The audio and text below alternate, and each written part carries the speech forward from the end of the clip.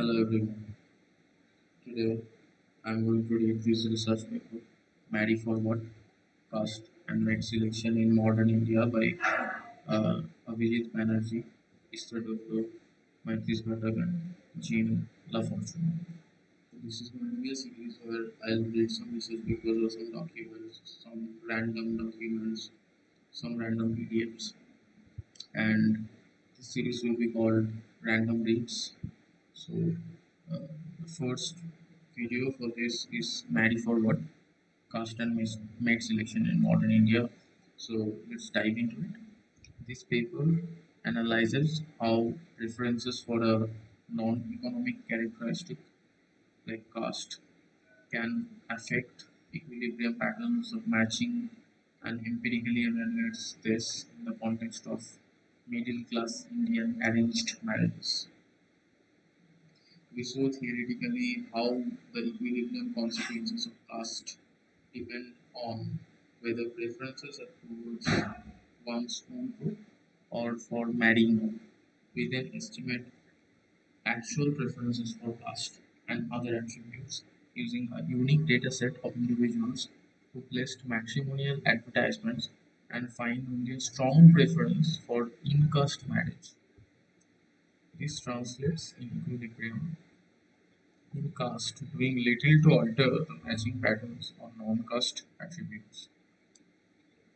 So marriage is, among other things, an important economic decision. Sorting in families has an impact on child outcomes and the accumulation of human capital and consequently on long-term economic development and inequality.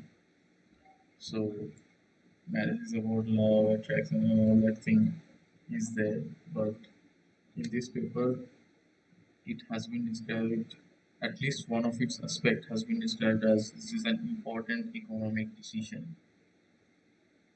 Sorting in families has an impact on child. In developing countries where many women do not work outside their homes, marriage is arguably the single most important determinant of a woman's economic future. Right. In India, the setting for this paper, several studies have shown that marriage is indeed taken as an economic decision managed by parents more often than by prospective spouses. So the family look over it, what the husband does and all. For example, Rosenzweig and Stark show that parents marry their daughters in villages where incomes co-vary less with respect to their own village. Foster and Rosenberg show that demand for healthy women in the marriage market influences investments in girls. What? So that demand for healthy women in the marriage market influences investments in girls. Will we understand later in this course? Yes, status like attributes such as caste continue to play a seemingly crucial role in determining marriage outcomes in India. In a recent opinion poll in India, 74% of respondents declared to be opposed to intercaste marriage. 74% of respondents declared to be opposed. The institution is so prevalent that matrimonial advertisements or ads in Indian newspapers are classified under caste headings, making it immediately obvious where prospective brides or grooms can find someone from their own caste. It is well known that these types of non-meritocratic social preferences can impede economic efficiency. So this is a study from the economic viewpoint, a point that is often made in the literature of discrimination. At the same time, there is also the view that economic forces will tend to undermine institutions or preferences that impose large economic costs on people. Indeed, we do see the role of caste changing with economic growth and the diversification of earnings opportunity in India. The correlation between caste and income in India is significantly lower now, and caste plays much less of a role in determining the job someone has. This paper is an attempt to understand why The stated role of caste in marriage remains so strong. One possibility is that this is just something that people say, but they do not actually act on it. Perhaps, if we were to observe their actual marital choices, we would see that caste is much less modern than it is claimed. The fact that many people do end up marrying in caste is not enough to reject this view since it is well known that caste is correlated with many other attributes and those could be driving the observed choices. To answer the question of whether caste actually matters in the choice of a spouse, we follow the methodology developed in keys and for studying partner choice in the United States. Use online dating data to estimate racial preferences in the United States. They observe a set of partner profiles that a potential dater faces as well as which profiles they actually click on, which is what they interpret as the first act of choice. Since they observe all the attributes that the decision maker observes, this allows them to identify the decision maker's actual preferences. Fishman and others do something very similar using the random assignment of people to partners in speed dating. Both find strong evidence of same race preferences, the equivalent of same caste preferences in our context. To look at the strength of the caste preference in marriage, we apply this methodology of a data set that we collected based on interviews with 783 families who placed newspaper matrimonial ads in a major Bengali newspaper.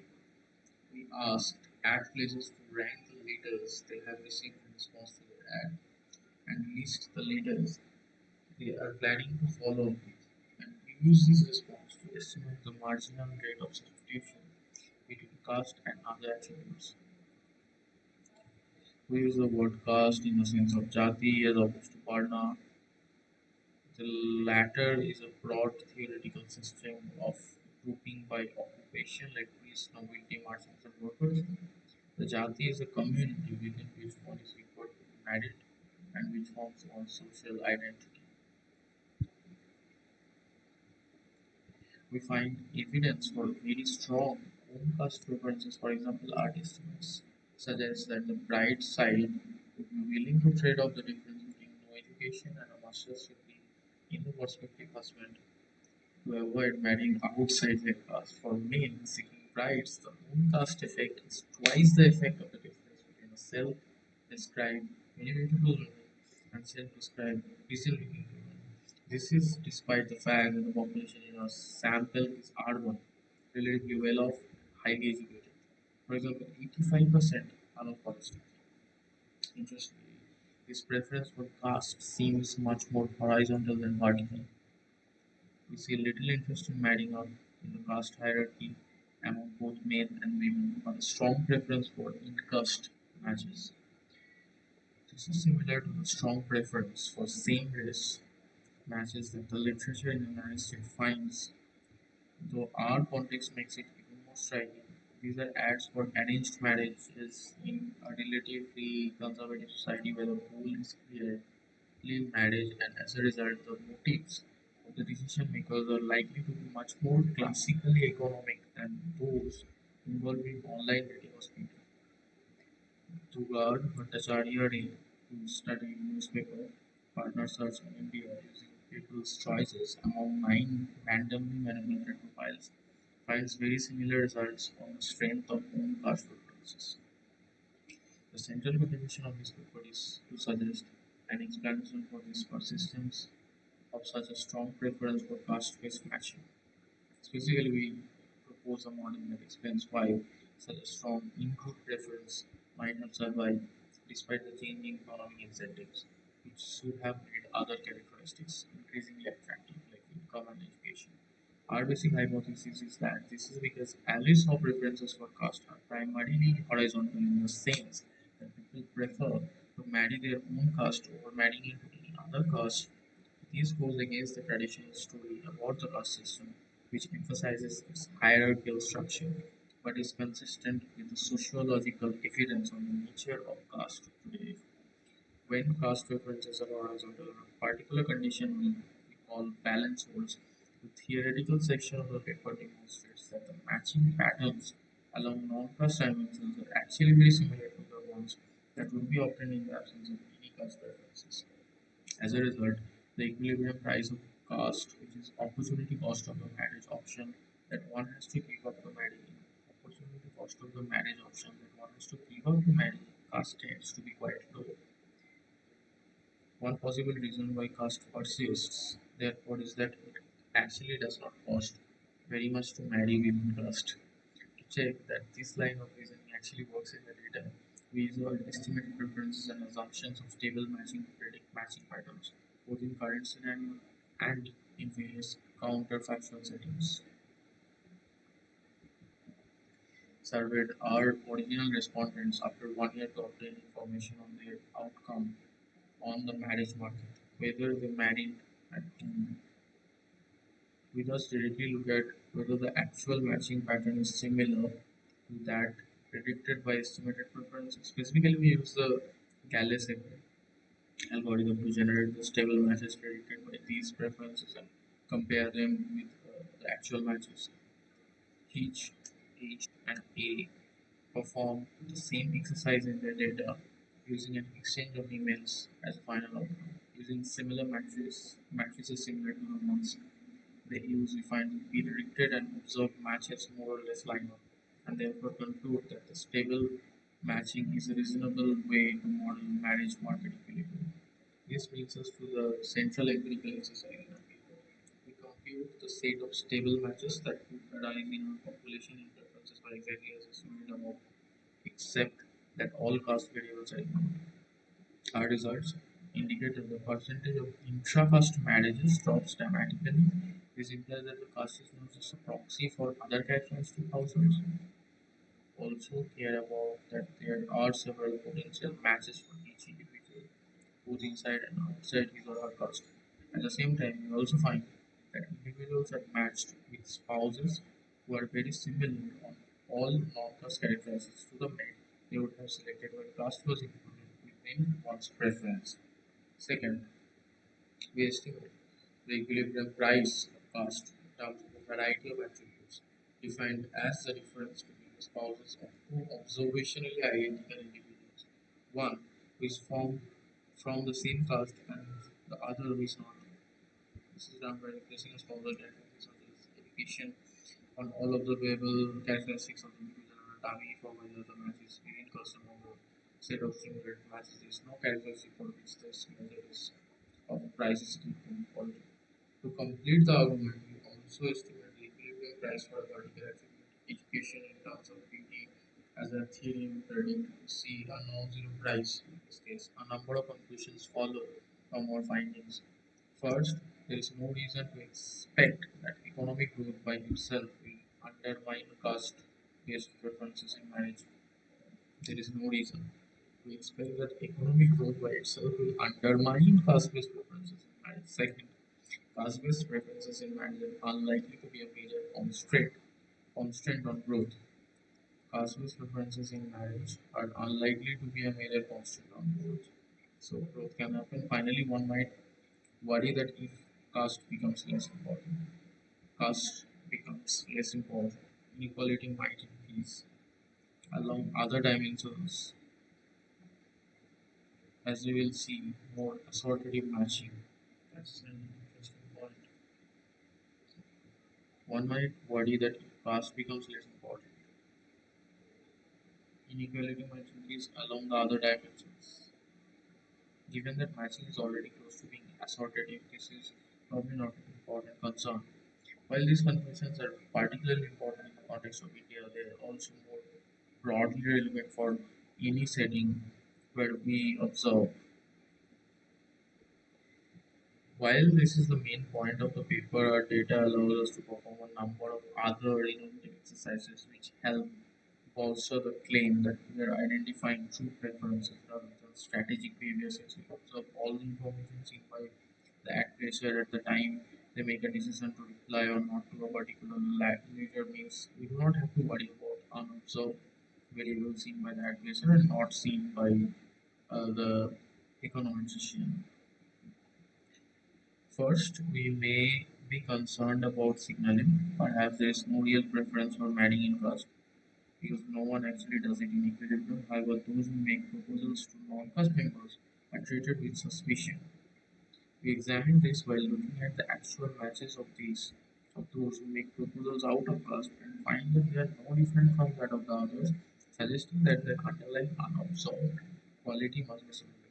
Second, we need to deal with the possibility of strategic responses. The fact that some candidates may choose their responses based on who they expect to respond back positively rather than their true preferences. To get at this, we compute an index uh, of the quality of each ad at each letter and show that the relative likelihood of responding to a high quality letter and a low quality letter are the same for low quality ad places and high quality ad places. The fact that ad places ranking of the letters and the decision to reply to the letters gives us very similar results also suggests that the respondents are not strategic in deciding whom to reply to. Section 1 first sketches a model where caste and other attributes interact on the management.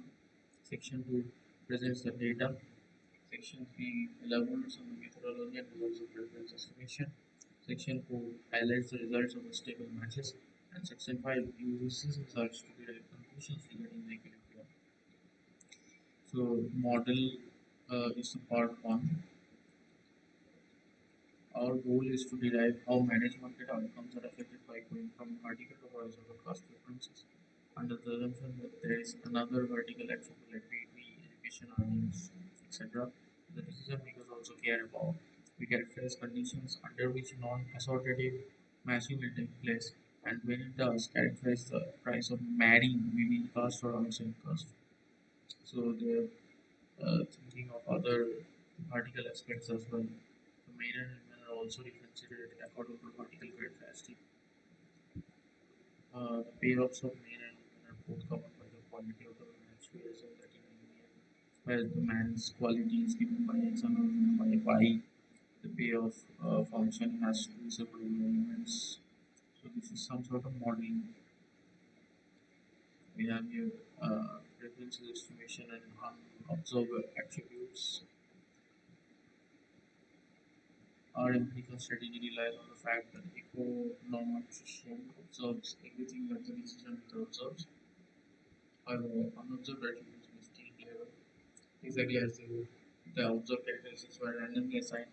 The decision makers take into account the correlation between observables and what they do not observe. However, note that dowries, like many other observables, will get revealed in a future round of the marriage negotiations, given that many people will not ask for a dowry and you can always reject the ones who ask for too much later. It makes sense to first shortlist every prospect worth exploring, ignoring the possibility of them asking for a dowry or offering, and to actually find out whether or not they want a dowry by contacting them. They can then discard ones who ask for too much or offer too little based on better information. So dowry is playing a role here. Stable matching pattern. The average price of caste for women is the difference in terms of average quality of the matches of women or men of the same quality who marry in or below caste relative to the average quality of those who marry above or in caste averaged over all types of men. APC, average price cost. This is some sort of modeling again here, setting the search process. Our starting point is a set of all matrimonial ads on the October 2000 to March 2003 with a circulation of 1.2 million. ABP is the largest single edition newspaper in India.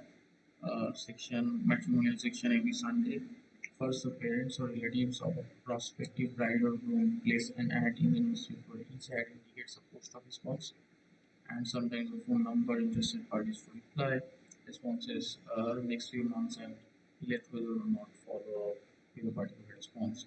63% of all ads placed unwanted ads present on 63%. One can both post an ad and reply to one. When both parties are interested, the set of parents meet, then the prospective brides and grooms meet. The process takes time. In our sample, within a year of placing an ad, 44% of a sample of ad placers whom we interviewed were married or engaged, although most had placed only a single ad. 44%. Of those who got married, 65% met through an ad, the rest met through relatives, or in 20% of the cases on their own love marriages. Sample and data collection.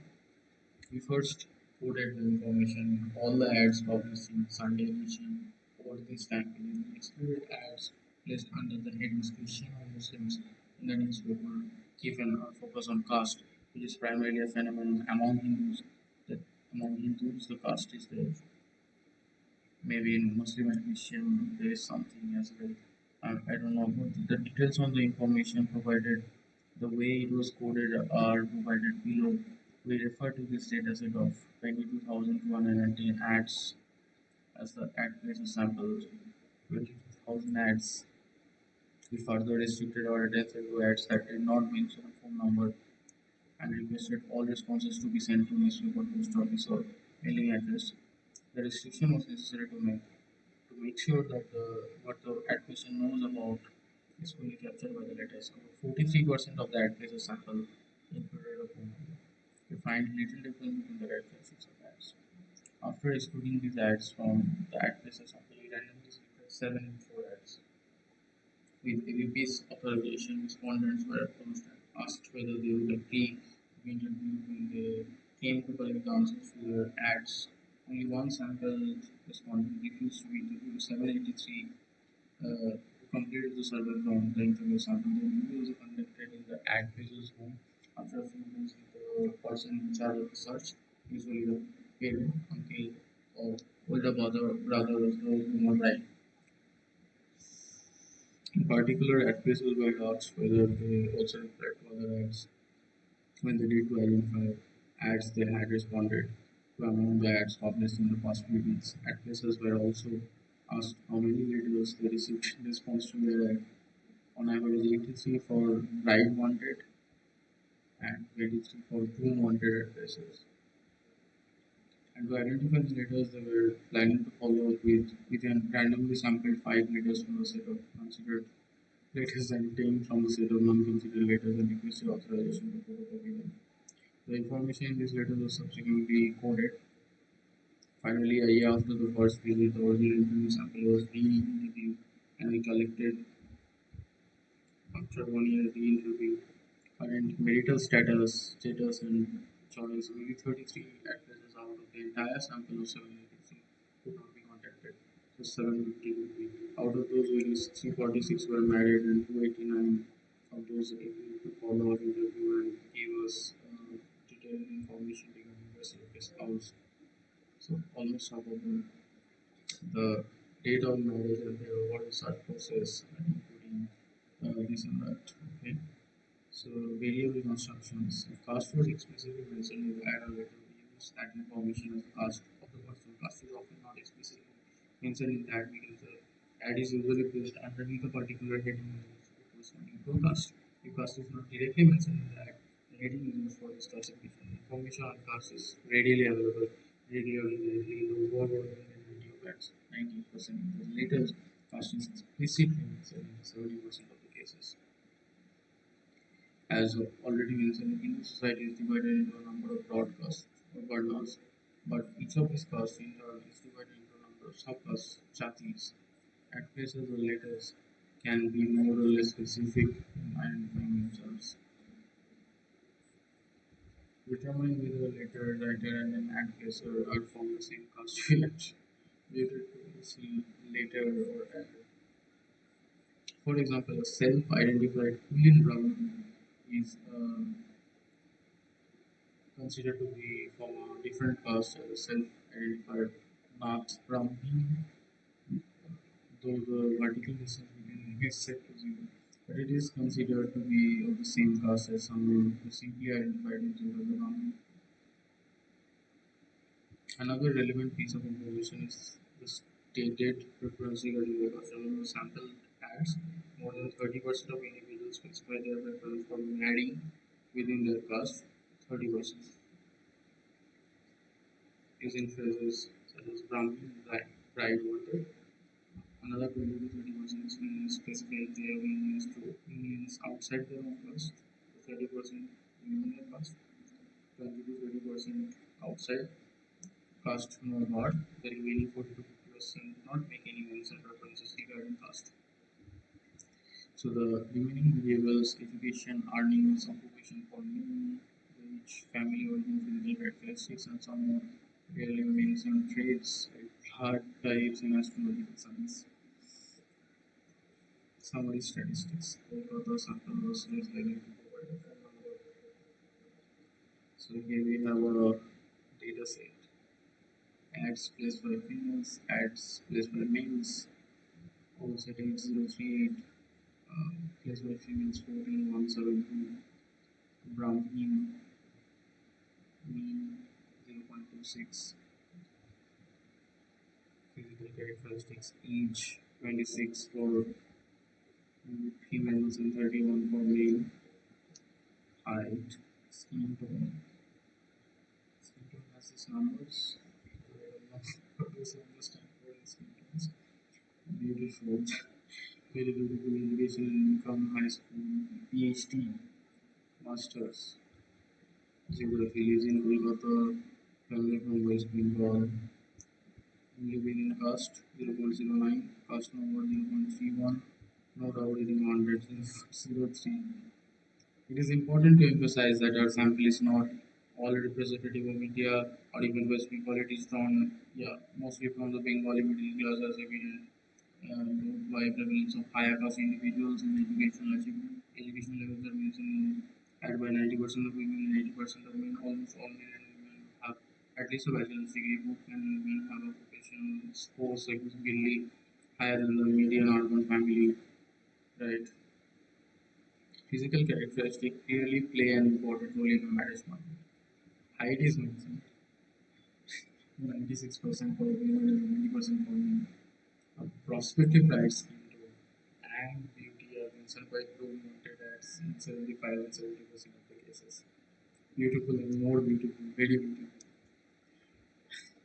Two-thirds of the letters that mention caste are from someone from the same caste as the accused. Men are more likely to marry similarly or more educated women than themselves. Men are more likely to marry similarly or more educated women than themselves, and 72% to 75% of the brides and grooms are from the same family origin. Wow. Men who marry outside of caste tend to marry women from a lower caste, while women who marry outside of caste tend to marry someone from a higher caste. Women tend to marry grooms who have either the same education or who are more educated than they. From So 42% same education, 45% of the husbands are uh, higher educated than estimated preferences. Using this data and all these empirical things, age, height, everything.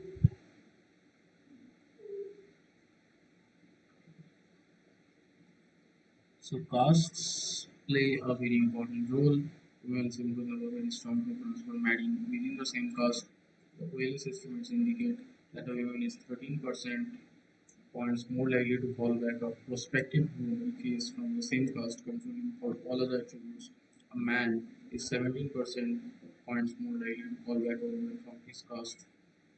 These are large differences. Fallback rate is 28%. Okay, let's go to the conclusion maybe now. Monte Carlo. Chain Monte Carlo draw.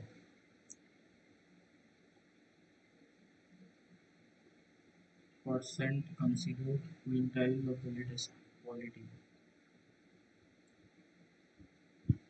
Do these preferences reflect dowry? So far, we have ignored dowries. We are good in the theory section that even if some people do eventually ask for dowries, the decision of who to write back to will be based on people's true preferences as long as the cost of pursuing the option until the information on dowry or other unobservable variables. To verify the conjecture in the data, we re-estimate the preference. In addition, we find that necessary that now that they will not offer a dowry or state that they will not demand one do not receive systematically different numbers of letters and their attributes as mentioned in the letter valued similarly.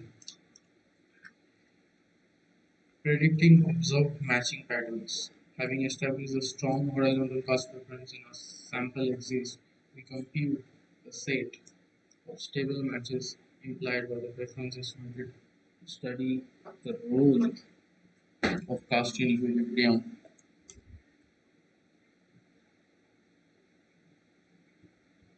Results. Let's see the results. We have all these assumptions, we have all these restrictions about different things and unobservable constraints and different things. Let's look at the results. This section presents the stable matches estimated the algorithm is described above. We then compare the simulated outcomes to the actual ones. Who stays single? The algorithm predicts who stays single and who gets married. While in this paper we are more interested in who marries whom than in who stays single. In online appendix, we saw the mean differences in the value of key attributes between single and married females in the simulations and in the observed data. These difference between the characteristics of single women and those who are married. For women, the algorithm does an acceptable but not tailored job in predicting who stays single. In most cases, the difference between those who get married and those who stay single observed in the stable matching have the same signs as the actual differences for 7 out of 16 variables. The actual difference between single and married in our data lies within the confidence interval of stable matches. In 6 more cases, the confidence intervals overlap. So, overall, chi-square test of equivalence of numbers introducing such fiction does not change the results much. Men are predicted to all marry without such frictions. With such friction, the algorithm 95% predicted by the stable matching algorithm who marries whom. We now compare the characteristic of the couples in the stable matches in our actual sample. Table 6 displays the main results in panel A. So age difference mean 5, almost 6. Height difference is there. Family origin, income difference 20,855.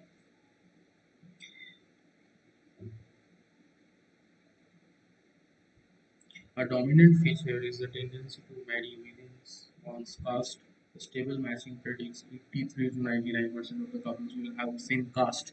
In practice, a lower share of the couples are from the same caste, almost 70%. The simulations thus overpredict the fraction of same caste marriages. So, simulation says 1983 to 99 and origin rate is 70. The main reason, as we'll see, appears to be that a good fraction of the out of caste marriages are love marriages, which are not a direct reflection by the parents.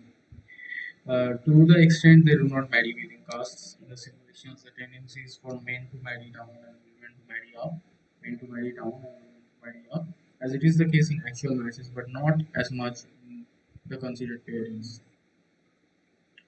Turning to other characteristics, husbands are almost 6 years older than the wives on average, 5.90. Height differences are slightly underestimated, but we predicted to much authoritative matching by height as given by the spousal heights correlation 10 to 12 centimeters taller than the wife, the husband 10 to 12 centimeters taller than the wife.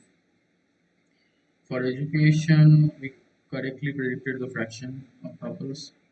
Uh, Although tend to predict, uh, we tend to predict that husbands will be less educated than their wives, and the opposite is true in India. This is surprising. This might be due to the fact that men from the top of the education distribution may be less likely to report their education than females, as they can signal that quality using their wage occupation.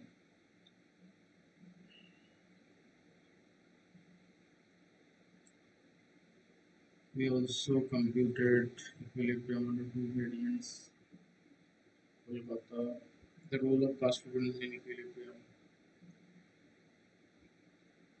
with forced caste matching, caste blinded. So caste blinded 5.57, 5.47, mean 5.9 to 5.97. So age doesn't matter. Age correlation is similar, height difference is similar, height correlation. So all of these things are kind of similar. Same caste with forced caste, caste blinded. Education difference. So this is same education 0.57, 0.60. Same cost 100% with post cost management. was blinded 0.20%. So 80% are out of caste marriages. Low wage difference, quality difference. These are the data we can look at if we are interested. But for now, let's go to the conclusion.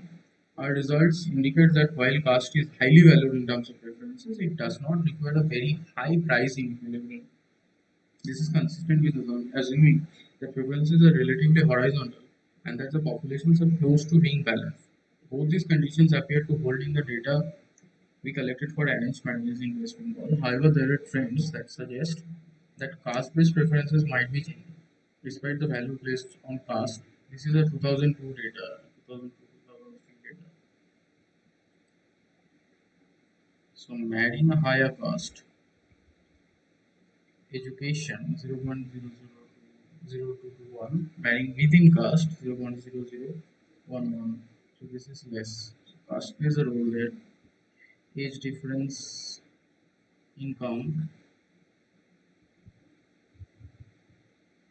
I really don't understand this much, but let's read this. 30% of people in our sample do not marry within their caste. Low equilibrium price. In part, this is due to heterogeneity in caste preferences, with some people having caste neutral preferences, but there is something else. About 40% of the sons and daughters of our respondents eventually marry through a channel other than the arts, and 20% enter into a love marriage. This suggests that while economic forces have not been able to undermine the role of caste-based preferences on marriage market outcomes, these preferences themselves might be undergoing changes. What drives this is an interesting topic of future research. This was an interesting topic to read a very good paper by Abhijit Banerjee and Esther Duflo and Maitreesh Ghatak and Jeanne Lafortune about Made Forward, Caste and Mate Selection in modern India. Also taking care of other points like education, earning height, and bodily features and everything else. So this is a good paper, interesting paper.